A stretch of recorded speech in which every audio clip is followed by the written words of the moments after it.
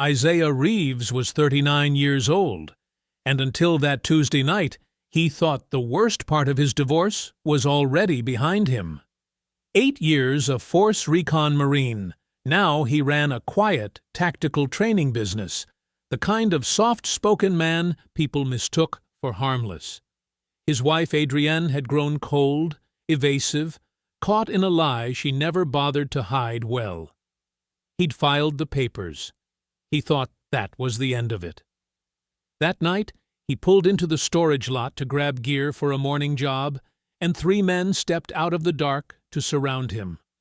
One of them, calm as anything, told him his wife wanted him sent a message, told him to sign what he was given, or it would get worse. Isaiah didn't say a word back. He just felt something in his chest go very, very still. They had no idea what she'd just sent them into. And in that parking lot, under a busted streetlight, 3 men were about to learn exactly who they were dealing with. Before we jump into the story, comment where in the world you are watching from and subscribe, because tomorrow's story is one you need to hear. The coffee maker clicked on at 4:47 a.m. Isaiah Reeves was already awake. He sat at the kitchen table in the dark, both hands wrapped around an empty mug, watching the machine drip. The house was quiet, the kind of quiet that used to feel peaceful. These days, it just felt like distance with walls around it. He got up, filled his mug, drank it black. By 5:15, he was on the living room floor, running through his morning calisthenics, push-ups, pull-ups on the bar, mounted in the hallway door frame, sit-ups, dips off the edge of the coffee table. He moved through each set without music, without noise, counting under his breath. The routine was the same one he'd built in the Marines, back when a soft body could get you killed. He'd been out for 11 years now, but he kept the habit like a man who understood that discipline wasn't about the past. It was about who you decided to stay. By 6:00 he was showered and sitting at his desk in the small office off the hallway, reviewing the week's schedule for Reeves Tactical, the executive protection and training company he'd built from the ground up using his military separation pay and 8 years of Force Recon knowledge that most people never got close enough to understand. He had 2 corporate clients rotating through defensive driving qualifications Thursday and Friday, a new contract with a private security firm starting Monday, an off-site shoot scheduled for Saturday that needed staffing confirmed. He sent 3 emails, made 1 call, logged 2 approvals. It was 6:34 a.m., and he had already done more than most people did by noon. He heard Adrienne's alarm go off upstairs. She came into the kitchen 20 minutes later, dressed and polished the way she always was. Blazer, heels, hair smooth. She was good-looking in the precise, put-together way of a woman who understood that appearance was currency. 10 years of marriage, and she still moved through a room like she was being evaluated. She didn't say, "Good morning." She went straight to the coffee maker, poured a cup, and stood at the counter with her back half turned to him, scrolling through her phone. Isaiah cracked 2 eggs into a pan. "You want eggs?" "No." She didn't look up. "Toast?" "I'm fine." He made his eggs. He ate them standing at the counter across from her. She kept scrolling. "What's your schedule today?" he asked. "Showings." She turned a page on her phone. "Couple in the afternoon, 1 in the evening, probably late." He nodded, said nothing more. Late showings. That was the 3rd time this week. Last week, it had been 4. The week before that, she'd claimed a conference 2 towns over, 2 nights, Thursday and Friday, and come home Saturday morning with a dry cleaning bag over one arm and a story that she'd told quickly, the way people talk when they've rehearsed something and want to get through it before you ask questions. He hadn't asked questions. He'd listened, he'd watched, he'd filed it away. Her phone buzzed. She glanced at the screen, and something small shifted in her face. Not a smile exactly, but a loosening, the expression of someone who just heard something they'd been waiting for. She picked up the mug and walked toward the back door. "I need to take this." She stepped outside, pulled the door almost all the way shut behind her. Isaiah rinsed his plate, dried his hands. Through the kitchen window, he could see her standing on the back patio, one arm crossed over her stomach, head slightly down, talking low. She'd angled herself away from the glass. He looked at the small notepad he kept on the counter, not because he'd planned to write anything down, but because the habit of recording was automatic. His hand stayed still. He didn't need the notepad. He remembered everything. The conference had been March 11th and 12th, a Thursday and Friday. She'd told him the hotel was near the convention center downtown. She'd said she was sharing a room with a colleague named Dana from her brokerage, someone he'd heard mentioned exactly once before and never since. She came back inside 2 minutes later, slid her phone into her blazer pocket, and finished her coffee without looking at him. "I'll be late," she said. "Don't wait up." "Okay," Isaiah said. She picked up her keys and her bag and walked out through the front door. He heard the lock click, then the garage door rolling up, then her car backing out. He stood in the kitchen for a moment, still, quiet. Then he gathered the laundry from the basket near the hallway closet, his things and whatever she'd left in the pile, and started sorting it by the washer. Her gray blazer was in the pile, the one she'd worn Wednesday. He checked the pockets before loading it, the way he always did. His hand closed around a folded piece of paper. He opened it slowly. A hotel receipt, printed. The kind the front desk slips under the door on checkout morning. The Alderton Suites. Room 214. Check-in, March 11th. Check-out, March 13th. One room. One name on the invoice. It wasn't Dana's. Isaiah sat at the kitchen table for a long time. The receipt was flat on the table in front of him. He'd smoothed it out with his thumb, pressing down the fold lines until it lay completely open. He wasn't looking at it anymore. He'd already read it 3 times. He knew what it said. The Alderton Suites. Room 214, March 11th through March 13th. 2 nights, 1 room. He got up, poured a glass of water, drank it at the sink, looking out at the dark backyard. Then he sat back down, opened his laptop, and pulled up their shared calendar. March 11th, Adrian, conference, downtown Marriott, Backsat AM. He stared at that entry. She'd typed it herself. The downtown Marriott was 4 miles from the Alderton Suites. He opened the credit card app next, their joint card. He scrolled back to March 11th and moved forward slowly, line by line. 2 charges he didn't recognize. The first was a restaurant called Oleander Grill. March 11th, 8:47 p.m. $93. He had never heard of that place. He hadn't been to dinner with her in March. The second was a parking garage on Whitmore Street. March 12th, 11:20 a.m. $18. Whitmore Street was 2 blocks from the Alderton Suites. He closed the app. He sat back in the chair and pressed his palms flat against the table, feeling the cool wood under his hands. His breathing was steady. His jaw was tight, but he didn't let it stay that way. He noticed it and loosened it on purpose. He was angry. He knew that. He could feel it sitting low in his chest, like something dense and hot. But anger without direction was just noise, and he'd never been a man who made noise. He closed the laptop, left the receipt on the table, and he waited. She came in at 10:40 p.m. He heard her heels on the front walkway, heard the key in the lock, heard the soft thud of her bag dropping in the entryway, the way it always did. She came around the corner into the kitchen and stopped when she saw him sitting there. "You're up," she said. "Yeah."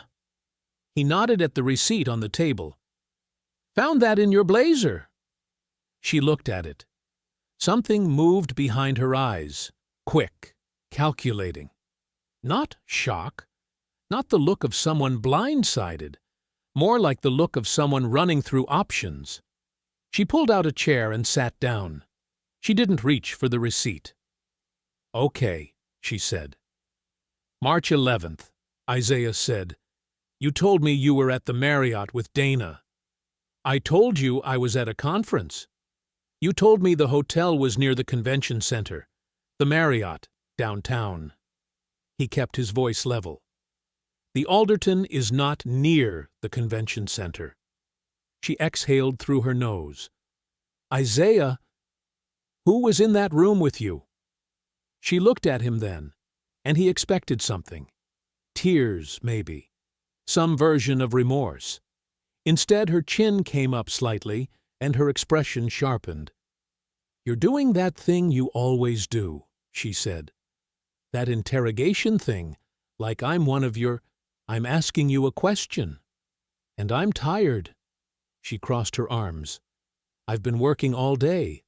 I don't want to sit here and be cross-examined in my own kitchen." "It's a hotel receipt, Adrian. And you've always been too controlling about money." Her voice clipped out the words clean and fast, like they'd been ready to go for a while. "You track every single charge. You audit everything. You do it for someone who barely spends anything, by the way, so I don't know what you're so worried about protecting." He looked at her for a moment. Quiet. Still. That word, protecting, she'd chosen it on purpose. Redirect. Make it about him. Make it about a character flaw rather than a hotel room with her name on the invoice. It was good, as far as deflections went. Clean pivot.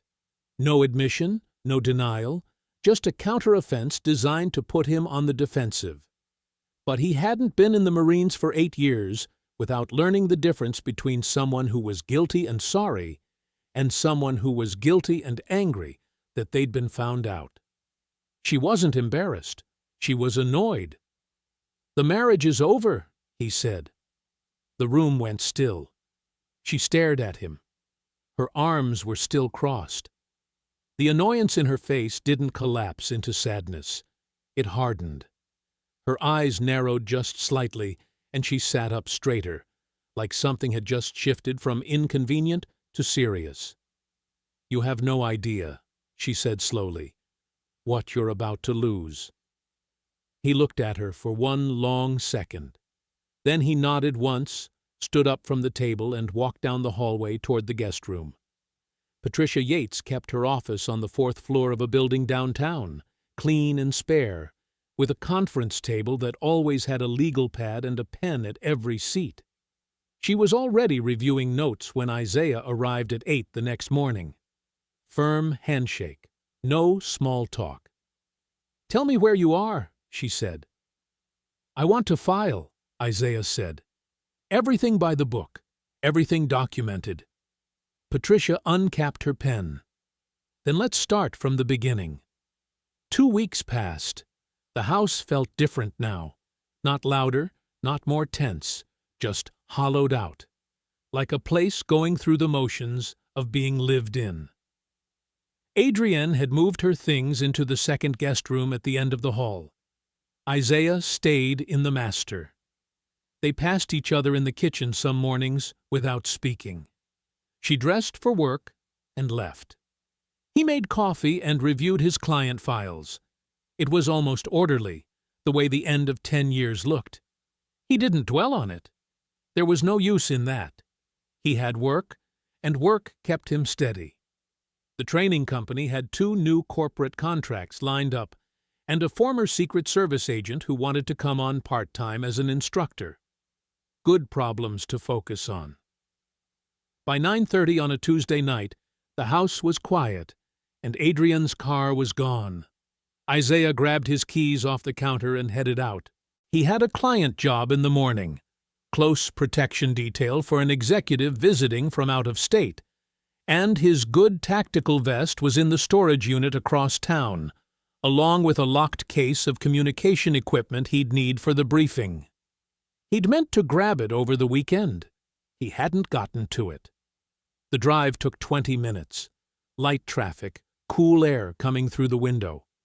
He kept the radio off and thought through the next morning's logistics: site layout, vehicle rotation, who was handling the advance sweep.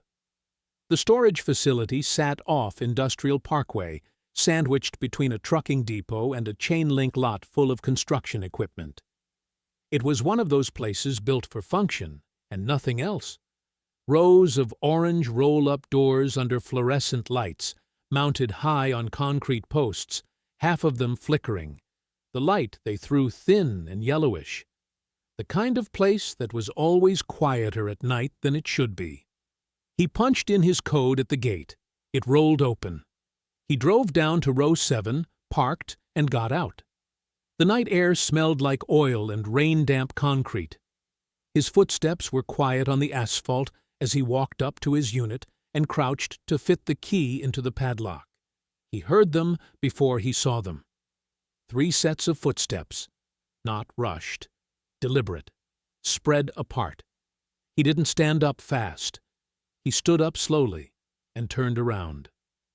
3 men had come in from different angles, fanning out to form a loose arc about 8 feet away. The one in the center was big, maybe 6'2", thick through the shoulders, wearing a dark jacket with the collar turned up.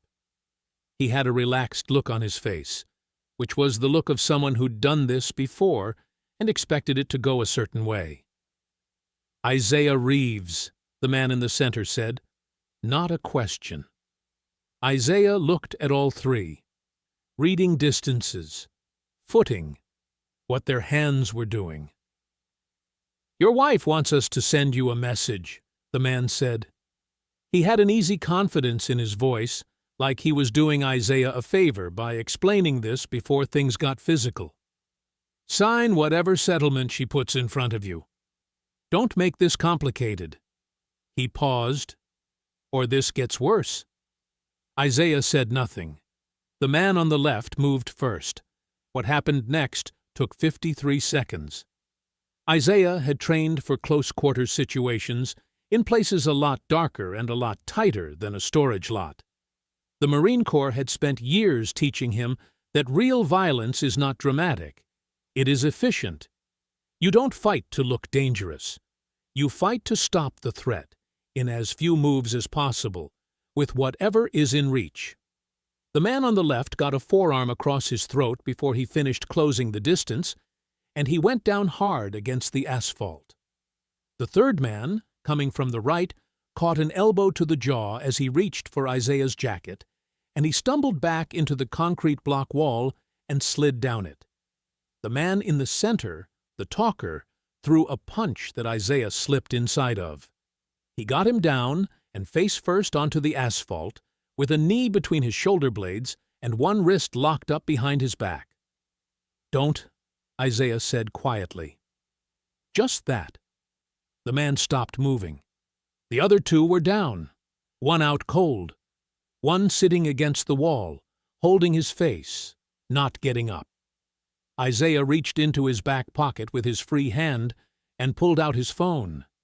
He photographed the faces of both men on the ground while they were still visible in the lot light. Then he reached into the jacket of the man pinned beneath him and found his wallet. Pulled out the ID, Dante Wells. DOB 09-14-1988. He photographed it. Put the wallet on Dante's back.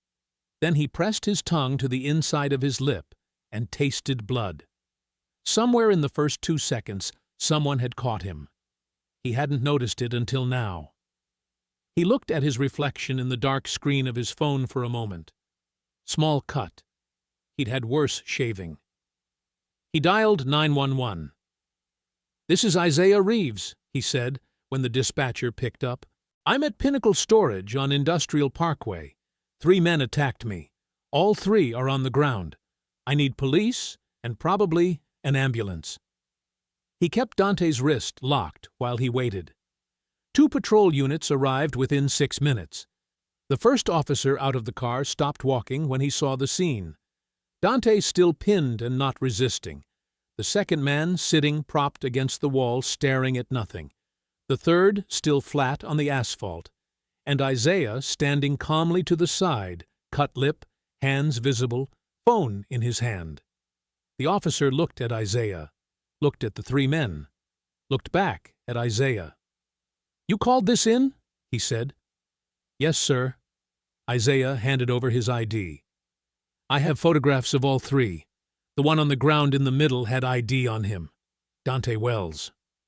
A second officer walked the perimeter, paused, then leaned toward his partner and said something low. Isaiah caught it anyway. "Whoever sent these boys," the officer muttered, "did not do their homework." The interview room was small and white and smelled like burnt coffee. A metal table, 2 chairs, a camera mounted in the corner with a red light that stayed on. Isaiah sat down across from Dante Wells and set his hands flat on the table. Dante looked rough, not from the fight, from the hour after it. The adrenaline had worn off, and what was left was a man sitting under fluorescent lights, staring at assault charges, trying to calculate which direction hurt less. His right eye was swollen. He kept his hands in his lap and his eyes down. The officers had given Isaiah 5 minutes, as a courtesy. He'd asked quietly, explained himself calmly, and they'd agreed. That was usually how it worked when you were the one who called it in. He didn't open with a threat. He didn't open with anger. "You hungry?" Isaiah said. Dante looked up, confused by the question. "I'm good," he said. Isaiah nodded. "Long night." Dante said nothing. He was watching Isaiah the way people watched something they couldn't quite read, waiting for it to show them what it was. "I'm not here to make this harder for you," Isaiah said. His voice was level. "You're already looking at assault charges. That's done. What happens next is up to you." Dante shifted in his seat. "I don't know what you want me to say." "Just what happened."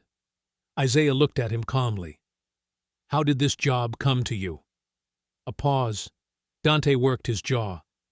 "My cousin," he said finally. "He knows people. He passed it along." "Your cousin have a name?" "Marcus." He stopped. "I don't want to—" "That's fine," Isaiah said. "We can come back to that. Who paid you?" Dante looked at the table. "Cash. Came through Marcus." "How much?" $500 each. $1,500. That's what Adrian had decided he was worth rattling. Isaiah kept his face completely still. "What exactly were you told to do?" he said. Dante's shoulders dropped a little. The fight was already gone out of him. He was tired and scared and doing the math. "Rough you up enough to make you think," he said. "Not put you in the hospital. Just—" He stopped. "Make you take it serious." "Take what serious?" "The papers. The settlement." Dante rubbed the back of his neck. "We were told to say it. That line about the message. We were supposed to make sure you heard it." Isaiah let that sit for a second. "Who gave the instruction about the settlement?" he said. "Whose idea was the message?" Dante looked up. He held Isaiah's gaze for a moment, then looked away. "The wife," he said. "That's what Marcus told me. The wife wants him rattled enough to sign. Those were the words." "Her name?" Isaiah said. "Did anyone use her name?" A beat. "Adrian," Dante said. "Yeah, he used her name." Isaiah sat back, not satisfied, just finished. He'd gotten what he came for. "Okay," he said. He stood up and straightened his jacket. "I'd tell your attorney everything you just told me. Cooperating early matters." He walked out of the room without looking back. The police report took another 40 minutes. He sat in a plastic chair near the front desk, answered every question completely, and signed where they asked him to sign. Dante's verbal statement had been given in front of an officer. It would be on record. He drove home just past midnight. The house was dark. Adrian's car was in the driveway. He pulled in and cut the engine and sat there. He didn't go inside. He just sat in the driver's seat with the windows up and the quiet settling around him, and he let himself feel the full weight of the night for exactly 1 minute.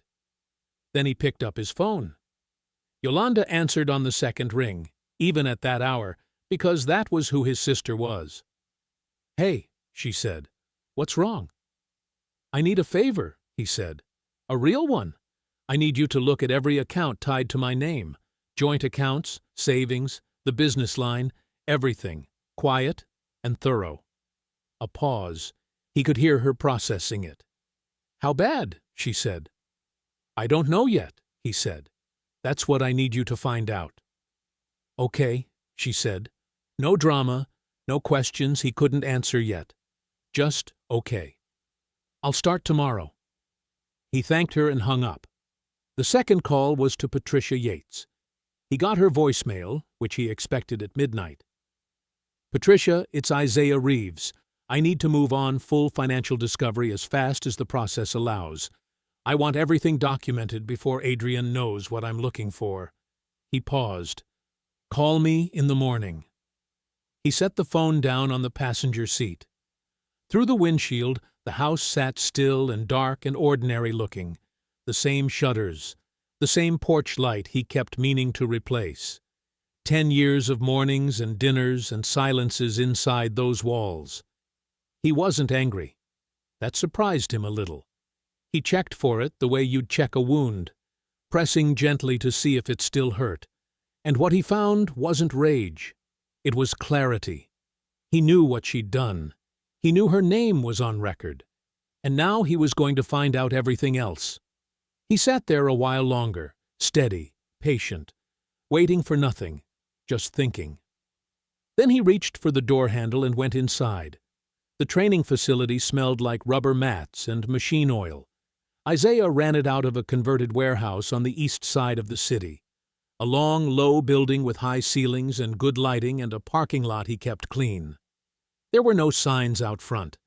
His clients came through referrals. He'd built it from nothing. Separation pay from the Marines and 8 years of his own sweat. Every piece of equipment in that building had his name behind it in one way or another. Yolanda arrived at 10 in the morning, parked her silver sedan next to his truck, and walked in carrying a manila folder thick enough to stop a door.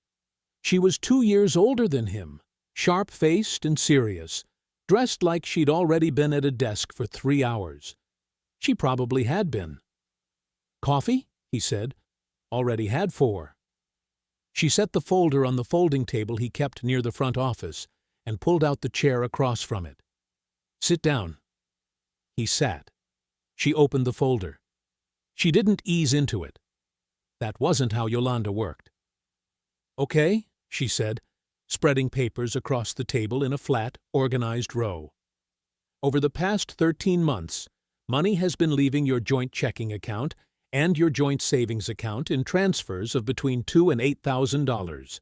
Never the same amount twice. Spaced out far enough apart that they wouldn't flag any automatic alerts." She tapped one page with her finger. 31 transfers in total. Isaiah looked at the papers. He recognized the account statements. He'd provided them 3 days ago.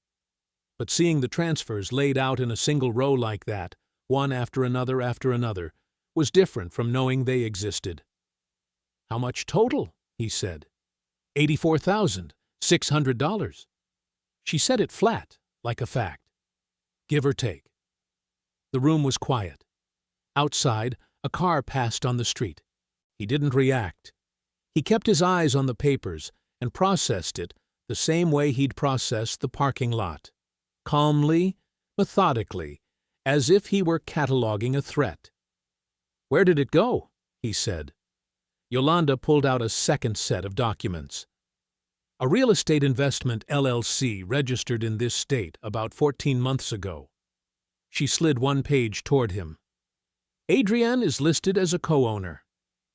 "I never signed anything for an LLC," he said. "No," she said. "You didn't. She used her own signature and filed it without you." She paused. "The other co-owner is listed here." She pointed to a name near the bottom of the page. Isaiah leaned forward. Preston Vaughn. He didn't recognize it. He turned the name over in his mind and came up empty. No face, no context, nothing. "Who is he?" Isaiah said. "That's what I'm still working on," Yolanda said. "From what I can see so far, he's a developer. Has his name on a few commercial projects around the city. That's all I've got so far."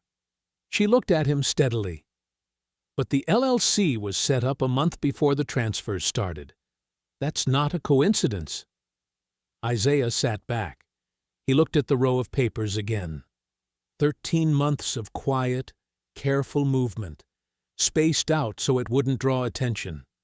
She hadn't done this in a moment of anger. She'd planned it.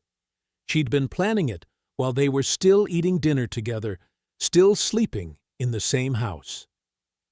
His phone buzzed on the table. He glanced at the screen. Patricia Yates. He answered it. "Isaiah."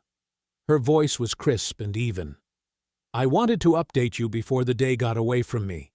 Adrian's attorney responded to our initial discovery request this morning." "And?" "They're stalling," Patricia said. "They've sent back a partial response with multiple items listed as pending and one full category of financial disclosures flagged as disputed. They're claiming certain records aren't relevant to the proceedings." "What category?" "Business-related financials. LLCs, investment accounts, anything tied to real estate activity." A short pause. "Isaiah, when an attorney fights that hard against financial disclosure this early, it means there's something in those records worth protecting." "There is," he said. "I'm looking at it right now." He glanced at Yolanda, who was watching him with her hands folded on the table. "Her name is on an LLC with a man named Preston Vaughn, 14 months old, 84,000 in transfers from our joint accounts." Patricia was quiet for exactly 2 seconds. "I'm subpoenaing the LLC's full records today. I'll also file a motion to compel on the discovery response." "Do it," he said. "And Patricia," he paused, "I want everything documented formally. Don't give them a single gap." "That's the only way I work," she said. He ended the call and set the phone down. Yolanda was still watching him. "What do you need from me?" "Vaughn," he said. "Keep digging. I want to know who he is, what he builds, and how long he's been in contact with Adrienne." He straightened the papers on the table, aligning the edges out of habit. "If 84,000 went into that LLC, I want to know what it was buying." Yolanda nodded once and started restacking her documents. She didn't ask if he was okay. She already knew the answer. That night, he sat in the office at the back of the facility and pulled up a contact in his phone. Gunnar Osei. He pressed call. The diner was on a corner 2 miles from the facility. Old place, red vinyl booths and laminate countertops and a coffee machine that had been running since before Isaiah was born. He liked it because it was loud enough that nobody listened to anyone else's conversation and quiet enough that he could think. He got there first, slid into the back booth, ordered black coffee, and waited. Gunnar walked in 7 minutes later. He was a compact man, not tall, but built dense and low, the way certain Marines got after years of carrying weight across hard ground. He had a shaved head and calm eyes and the kind of stillness that came from spending time in places where noise got you killed. He was carrying a laptop bag over one shoulder and a manila folder under his arm, and he moved through the diner without looking at anything twice. He dropped into the booth across from Isaiah and set both items on the table. "You want anything?" Isaiah said. "Water's fine." Gunnar flagged down the waitress and turned back. "Okay, Preston Vaughn." He opened the laptop and turned it to face Isaiah without preamble. Commercial developer, been working this city and the surrounding counties for about 9 years. Mid-size projects, strip malls, mixed-use buildings, a couple of residential conversions. Guy has a good reputation on the surface. On the surface, Isaiah said. Yeah, Gunnar tapped the trackpad. A document came up, a court filing dense with legal text. 14 months ago, a business partner filed a civil suit against him for misappropriation of funds. $200,000 routed through a property deal that Preston controlled. The partner says he was cut out of the returns deliberately. He looked at Isaiah. The case is still active. It hasn't gone to trial yet, but there's a separate fraud investigation running parallel through the state attorney's office. Isaiah looked at the filing. He read the name of Preston's attorney at the bottom of the page and didn't recognize it. So he was already dirty, Isaiah said. Already dirty, Gunnar confirmed. He pulled a photograph from the folder and slid it across the table. The photo was taken from a distance, slightly grainy the way surveillance shots got at range, but clear enough. Adrienne and a man Isaiah didn't recognize, standing outside a restaurant downtown. The man had one hand at the small of her back. She was leaning into him, smiling up at something he was saying. That's from 8 months ago, Gunnar said. I've got 9 more. Different locations, different dates. He laid them out one by one in a line across the table. Restaurants, parking lots, once outside what looked like an apartment building. In every photo, the body language said the same thing. They've been together at least a year, probably longer, maybe closer to 15, 16 months. Isaiah looked at the photos without touching them. He looked at each one carefully and then looked away and drank his coffee. He didn't feel the thing he expected to feel. There was no spike of rage, no sick dropping in his stomach. Just a cold and methodical recognition, the kind that came when the last piece of a map filled in and you finally understood the full terrain you'd been walking through. There's more, Gunnar said. Tell me. Gunnar opened the folder and pulled out 2 more documents. I got into some of Preston's business records through public filings and some other means I won't go into detail about. He said it flatly and moved on. He and Adrienne have been working a strategy around your training company. Specifically, she's listed Reeves Tactical on her financial disclosure in the divorce as a marital asset. Isaiah went very still. She claims it was built during the marriage, Gunnar said. The argument is that marital funds supported its growth. I opened that business with my separation pay, Isaiah said. His voice was level. Before we were married, every dollar of seed capital was mine. I know, Gunnar said. I've got your DD-2M14, your discharge date, and the original business registration pulled already. The company predates the marriage by 11 months. He tapped the document in front of him. But the strategy they were building wasn't about winning that argument in court. It was about threatening to make it a long, expensive fight. Tie up the company in litigation, drag out the proceedings, and pressure you into a settlement that gave them what they wanted to avoid the delay. Isaiah turned that over. The attack at the storage facility. The warning to sign without a fight. It wasn't about punishing him. It wasn't about anger or hurt or anything emotional. It was about clearing a path. He was an obstacle in a financial plan, and they had decided the cleanest way to move him was to shake him badly enough that he'd stop resisting. The cash, Isaiah said. Who paid Dante? Gunnar pulled out one final page. The cash was routed through a cousin of Dante's named Marcus Wells. Marcus has an account at a regional bank that received a deposit of $4,000 9 days before the attack. He slid the page over. That account has 2 prior transactions tied to a holding company Preston uses for project expenses. Isaiah looked at the page for a long time. Then he looked up at Gunnar. Compile everything, he said quietly. Every photo, every record, every trace you pulled. Formal report, clean and organized, ready for Patricia to use in court. Gunnar nodded once. Already started? Good, Isaiah said. He picked up his coffee cup. Now we build the case. The coffee shop Adrian picked was bright and clean, the kind of place with chalk menus and exposed brick and little potted herbs on the window sills. It sat in the middle of a shopping district she'd always liked, upscale without being obvious about it. The kind of place she chose when she wanted to feel in control of a conversation. Isaiah got there first.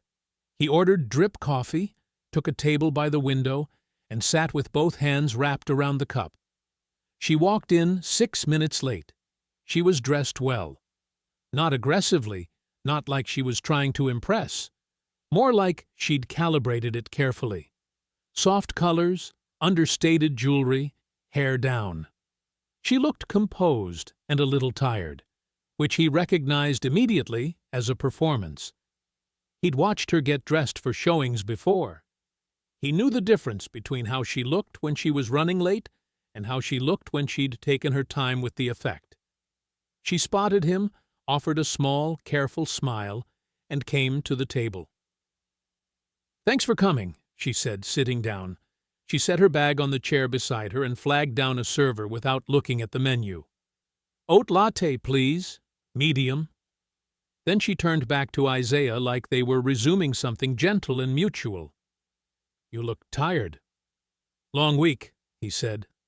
She nodded slowly like she understood, like she was sympathetic. She folded her hands on the table. "Isaiah." She said his name quietly, like it meant something to her.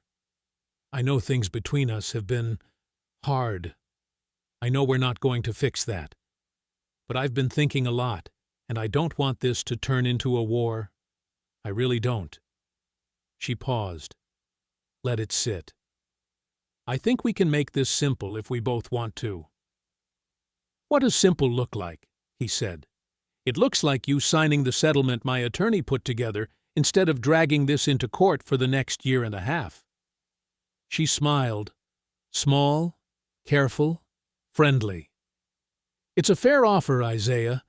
You keep what you need. I get what I've contributed to over 10 years. We both move on." He looked at her. She was good at this. She always had been. The soft voice, the reasonable framing, the way she made the thing she wanted sound like it was good for everyone. He'd seen her do it with clients, with contractors, with her own mother. She had a gift for making her interests sound like common sense. He picked up his coffee and took a slow sip. "I don't know," he said. He kept his voice low, slightly flat, like a man who hadn't been sleeping well. "It's a lot to think about. The company, the accounts, there's a lot of moving pieces." Something shifted in her eyes. Just barely. A small loosening. "That's exactly why sooner is better," she said, leaning forward slightly. "The longer this drags out, the messier it gets for both of us.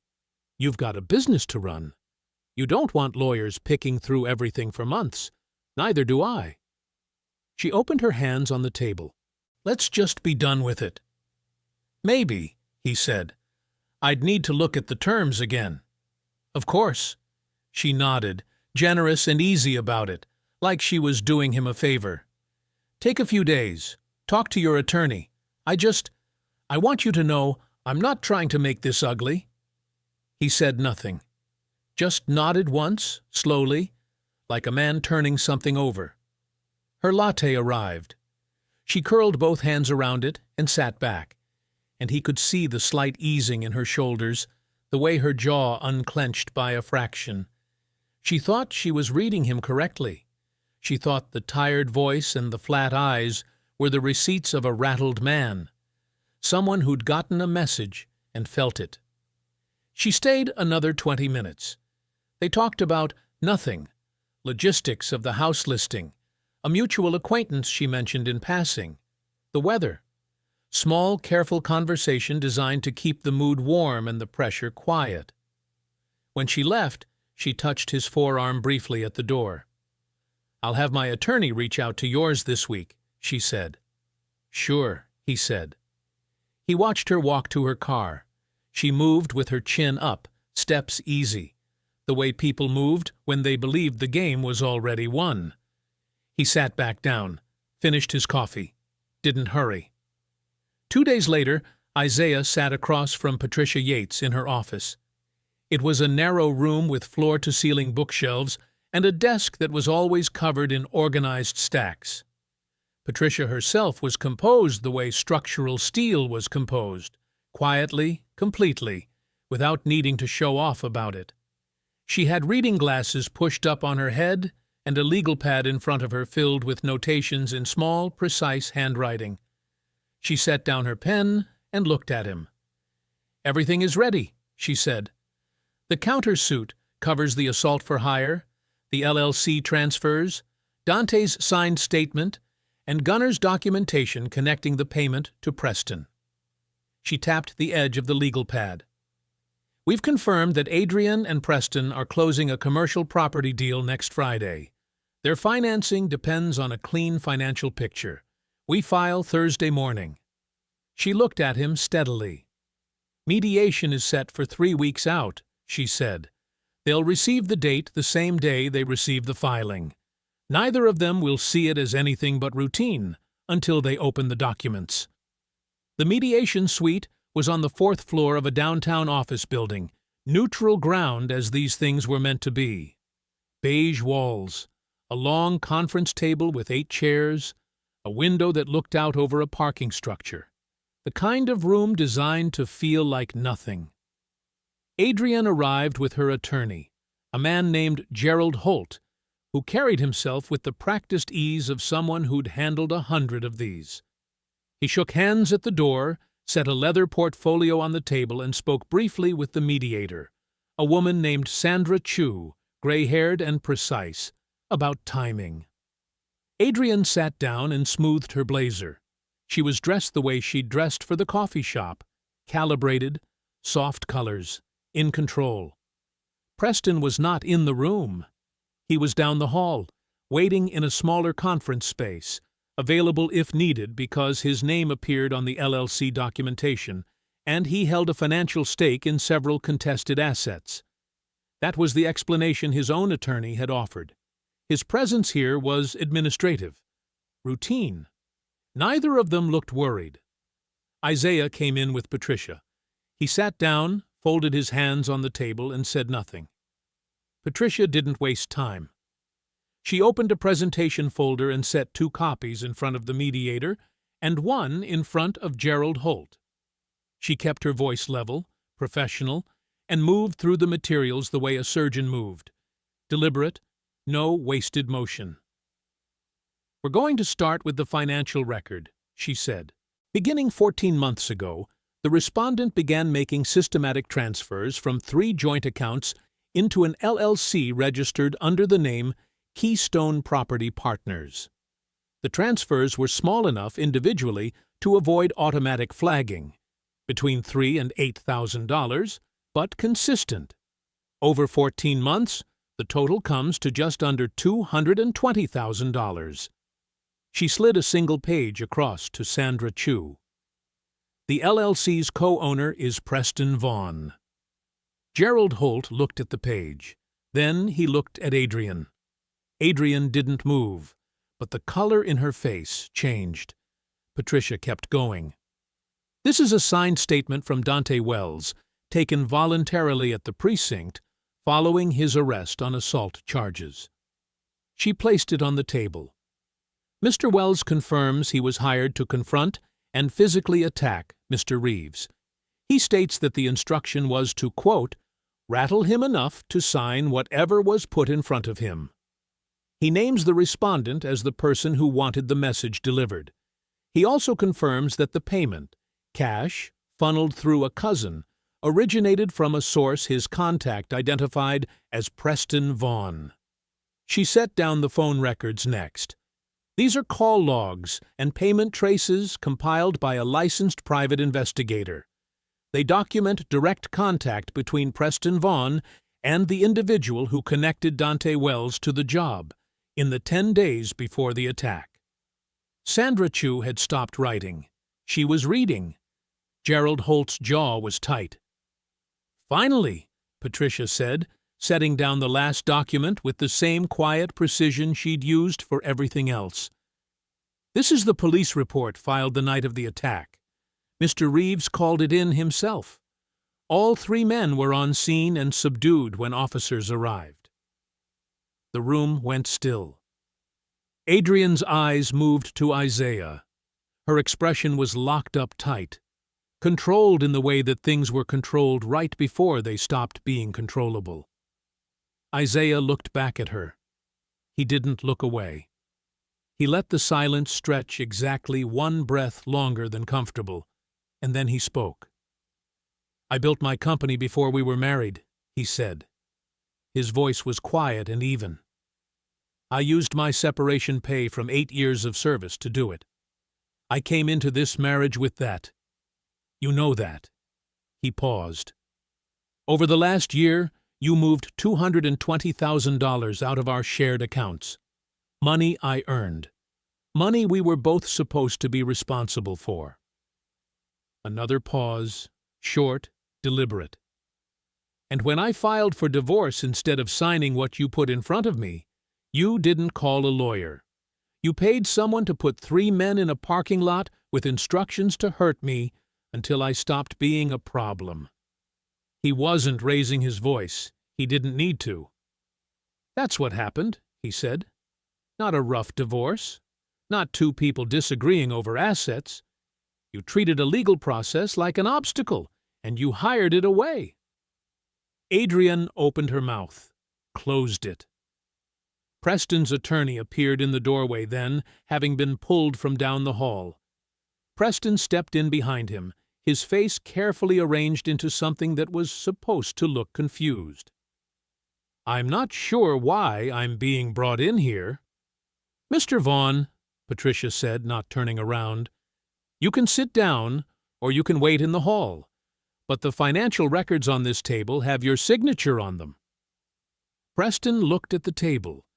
His attorney put a hand on his arm.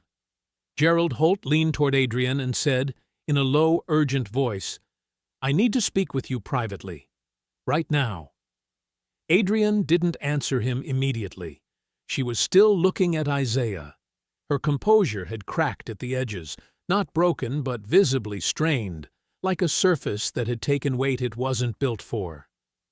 Gerald turned to Sandra Chu. "We'd like to request a recess." Sandra Chu set down her pen. She looked at the documents spread in front of her, then looked at both sides of the table. "We can take a short recess," she said, "but I want to be clear with everyone in this room. What's been presented here goes beyond the scope of a standard dissolution proceeding. When we reconvene, I'll be addressing both tracks separately, the divorce settlement and the matter of the criminal referral." She stood up. "This session is on pause." The family court judge was a man named Honorable Raymond Okafor. He had 22 years on the bench. His courtroom was quiet, formal, and ran on time. He had spent 3 days reviewing the full evidence package before the finalized proceedings. Patricia had submitted everything: the bank records, the LLC documents, Dante's signed statement, the phone logs Gunnar compiled, the police report, and the forensic accounting summary Yolanda had prepared. Every page numbered, every exhibit labeled, organized the way a case was supposed to be organized when the person who built it had nothing to hide. Isaiah sat at the plaintiff's table in a pressed charcoal shirt and dark slacks. No tie, hands folded, still. Adrian sat at the respondent's table across the room with Gerald Holt beside her. She had dressed carefully again, composed on the outside. But her eyes moved differently now, measuring exits, checking faces, reading rooms the way people did when they were no longer sure of the ground beneath them. Judge Okafor did not drag it out. He spoke in a measured, deliberate tone, reading from his written ruling with occasional pauses to look up at both tables. The training company, Isaiah's company, was confirmed as separate premarital property. It had been built with military separation pay before the marriage. Adrienne's filing that listed it as a marital asset was rejected in full. The business stayed with Isaiah, free and clear. The hidden LLC funds were another matter. $219,400 moved in increments over 14 months into Keystone Property Partners. The court found it constituted deliberate dissipation of marital assets and ordered full recovery. The money was to be returned to the marital estate and factored into the final settlement calculation, heavily in Isaiah's favor. Gerald Holt did not object. He had nothing left to work with. The assault-for-hire scheme, Dante's statement, the payment trail, the phone records connecting Preston Vaughn to the transaction, was formally referred to the district attorney's office for criminal prosecution. The judge noted the referral plainly, the way a man reads a weather report, clear, factual, no drama required. Isaiah listened to all of it without moving. The consequences didn't stop at the courtroom door. Preston Vaughn's existing fraud investigation had been quiet before. A separate case, a separate agency, a matter of financial irregularities in a commercial development project from 3 years prior. After Dante's statement and the phone records tied Preston directly to the attack on Isaiah, the investigators on the fraud case requested an expansion. Conspiracy to commit assault, directing a hired attack through intermediaries, obstruction through financial concealment. His attorneys issued statements. His spokesperson issued statements. None of it slowed anything down. The real estate deal collapsed within 10 days of the criminal filing becoming public. It had been a mixed-use development project, retail space on the ground floor, luxury condominiums above it, the kind of deal that needed clean financials and investor confidence to move forward. It had neither now. 2 of the 3 primary investors withdrew within the same week, citing material undisclosed legal liabilities. The third followed quietly 3 days later. Preston Vaughn had built a life on other people's money and his own ability to appear trustworthy. That appearance was gone. Adrienne's broker called her before the ink was dry on the court's referral paperwork. It wasn't a long conversation. The details of the assault conspiracy had moved through the criminal filing, which was public record. And public record had a way of traveling fast when the numbers were large and the story was ugly. The brokerage had a reputation to protect. She was terminated. The state licensing board followed within 2 weeks. Her real estate license was suspended pending a formal review. The review would look at the LLC, the asset transfers, and her connection to the criminal case. It would not move quickly. These things rarely did. She had no partner, no income, no license, no deal. Everything she had built toward. The new life she had been quietly constructing for over a year, piece by piece, funded with money she had moved out of a marriage she was already leaving in her mind, had been reduced to legal proceedings and an empty calendar. Patricia's office was on the 9th floor of a building 7 blocks from the courthouse. Clean lines, dark wood, a single window that let in afternoon light. She set the final divorce paperwork on the desk in front of Isaiah and walked him through the signature pages one by one. The asset confirmation, the business designation, the settlement terms, the dissolution decree. She was thorough. She didn't rush. Isaiah read each page. He asked 2 questions, both practical. She answered both clearly. Then he picked up the pen. He signed his name where it was needed, clean, unhurried strokes, the same way he did everything. No pause, no ceremony, no long exhale at the end of it. He set the pen down and looked at the last page for a moment. 10 years. A marriage. A plan someone else had built around him without his knowledge, designed to take what he'd earned and leave him with nothing. It hadn't worked. He slid the documents across the desk to Patricia. "That's everything?" he asked. "That's everything," she said. He nodded once, and that was the end of it. The new facility was bigger than anything Isaiah had planned for when he started. The original space had been a converted warehouse on the east side of the city. One training floor, a small office, 2 storage rooms, and a parking lot that flooded when it rained hard. He had built it from scratch with his military separation pay and 2 years of 7-day weeks. It had been his, every square foot of it. The new facility was 3 times that size. He walked the main floor on a Tuesday morning, the way he did most mornings, slow, observant, hands loose at his sides. The overhead lights were full and bright. The mats were clean. 4 stations were running simultaneously: firearms safety at the far end, ground defense in the center, emergency vehicle protocols near the east wall, and a de-escalation scenario being run in the glassed-in simulation room to his left. 6 instructors on the floor today. 5 of them veterans, 2 Army, 2 Marine Corps, 1 Navy. Every one of them hired because they were competent, dependable, and exactly the kind of person he had wanted around him when he was the only one here. He stopped at the edge of the simulation room and watched through the glass.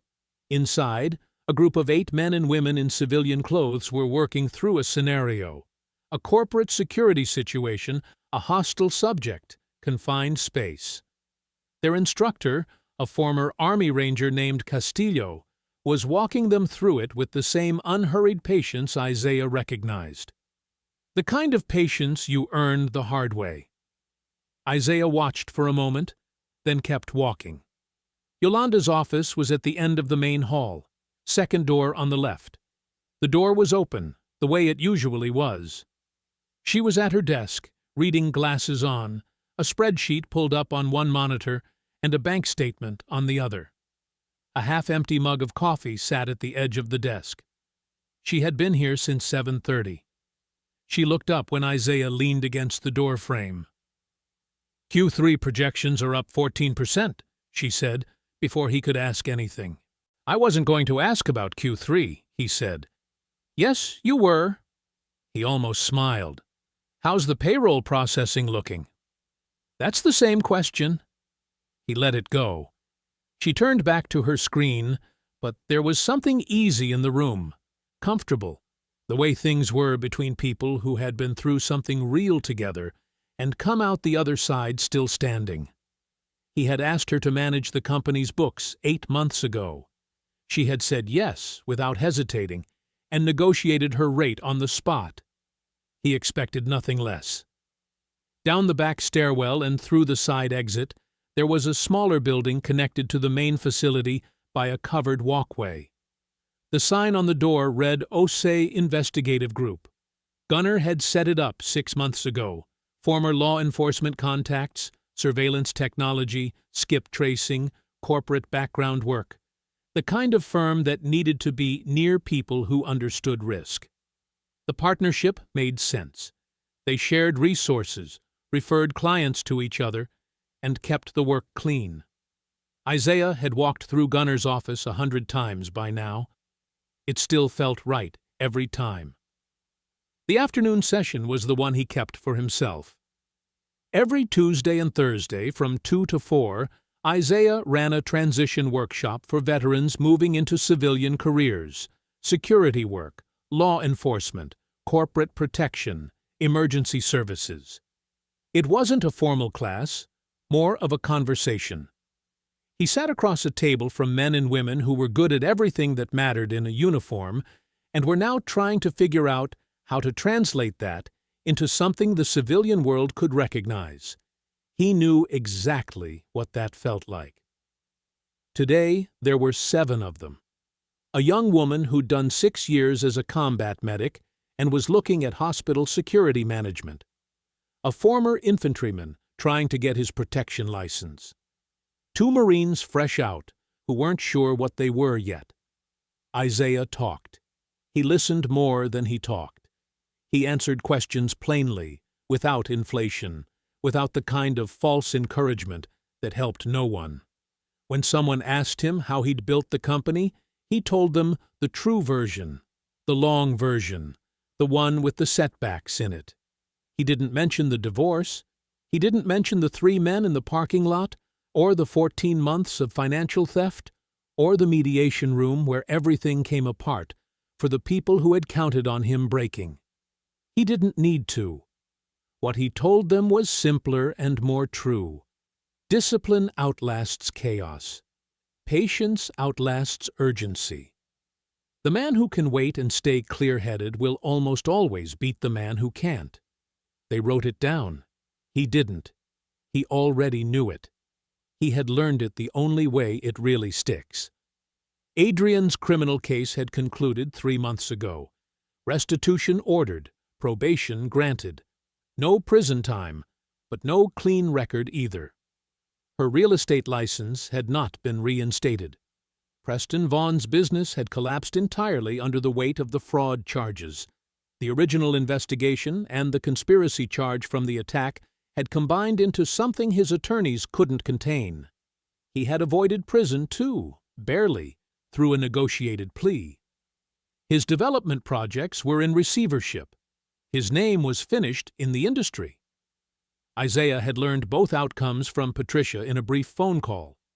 She had given him the facts, clean and direct. He had thanked her and hung up. He had not celebrated. There was nothing to celebrate, exactly. It wasn't a victory that felt good so much as a balance that had been restored. Things returned to where they should have been if none of it had ever happened. The feeling was closer to quiet than anything else. He locked up the facility at 6:15, the last one out as usual, and pulled onto the main road heading west toward his apartment. The drive took him through the old neighborhood. He hadn't rerouted around it in months. There was no reason to. He saw the house from half a block away. The stone front, the oak tree in the yard that had been small when they moved in and was full-grown now, the porch light on against the early evening dark. Someone else lived there. Someone else's car in the driveway. Someone else's life inside those walls. Isaiah looked at it as he passed. No tightening in his chest. No flash of anger. No grief pulling at the edges. Just a house. He drove past it without slowing down, and the road ahead was clear and open, and he kept going. I hope you enjoyed that one. Be sure to like the video and subscribe so you don't miss the next story. I've picked out 2 more for you that I think you'll really like.